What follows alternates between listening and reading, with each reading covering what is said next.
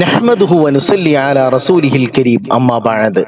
പക്ഷിപ്പറവകളിൽ ഒരുപാട് അജായിബുകൾ, അത്ഭുതങ്ങളുണ്ട്. അത്ഭുത കഴിവുകൾ നാം കണ്ടു കഴിഞ്ഞാൽ അതിശയിച്ചു നിന്നു പോകും. ചില പക്ഷികൾ വലിയ അപകടകാരികളാണ്. കുട്ടികളെ റാഞ്ചിയെടുത്ത് കൊണ്ടുപോകുന്ന വലിയ വലിയ പരുന്തുകളുണ്ട്. രക്തം കുടിച്ചും മാംസം കഴിച്ചും ജീവിക്കുന്ന വലിയ വലിയ കഴുകന്മാരും കഴുകക്കൂട്ടങ്ങളുമുണ്ട്. ഇതുപോലെ ആസ്ട്രേലിയയിൽ കാണപ്പെടുന്ന ഒരു വലിയ പക്ഷിയുണ്ട്.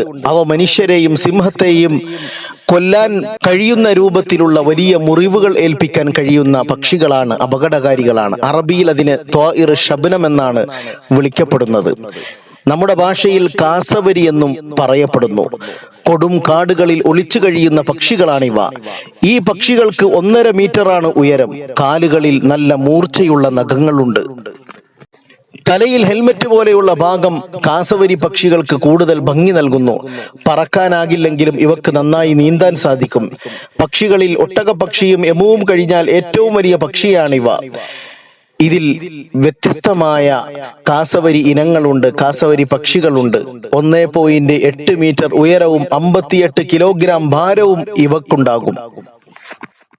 നടുവിരലിലെ കഠാര പോലെയുള്ള നഖത്തിന് 12.5 സെന്റിമീറ്റർ വരെ നീളമുണ്ടാകും. ഇതാണ് ഈ പക്ഷിയുടെ പ്രധാന ആയുധം. മണിക്കൂറിൽ 50 കിലോമീറ്റർ വരെ വേഗതയിൽ ഇടതിങ്ങിയ കാടുകളിൽ ഓടാൻ കഴിയും. ഇവക്ക് കടലിൽ പോലും നീന്തി തുടിക്കാൻ സാധിക്കും. മനുഷ്യരെയും ഹിംസ്ര ജന്തുക്കളെയും വരെ വകവരുത്താനുള്ള രൂപത്തിൽ ശക്തമായ മുറിവേൽപ്പിക്കാനും പരിക്കേൽപ്പിക്കാനും ഇവക്ക് സാധിക്കും. പക്ഷി പ്രപഞ്ചം ഖുർആൻ പ്രതിപാദിച്ച വിഷയമാണ്. അള്ളാഹു പരിശുദ്ധ ഖുർആനിൽ പക്ഷികളെ പറ്റി ചിന്തിക്കുവാനും ആലോചിക്കുവാനും പ്രേരിപ്പിക്കുന്നുണ്ട്. അലം യറൗ ഇല ത്വയ്രി മുസഖറാത്തിൻ ഫീ ജൗവിസ് സമാ.